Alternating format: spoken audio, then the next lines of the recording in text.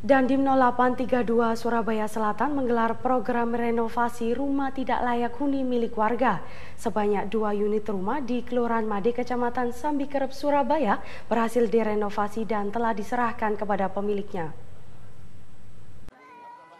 Keluarga Budi dan Marlia, warga Kelurahan Made, Kecamatan Sambikerep, Surabaya ini tidak bisa menyembunyikan rasa gembira setelah rumahnya mendapatkan program renovasi dari Dandim 0832 Surabaya Selatan.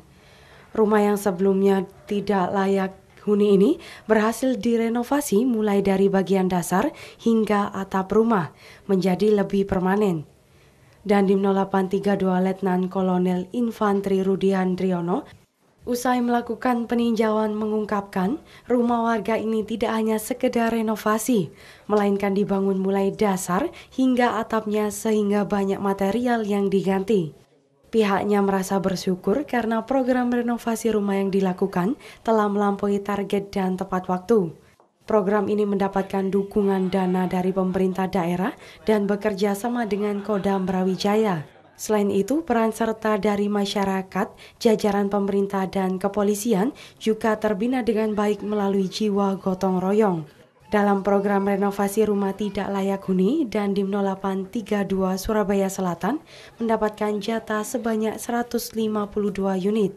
Dan saat ini sebanyak 90 unit rumah tidak layak huni sudah direnovasi dan ditargetkan sebelum puasa semuanya sudah selesai.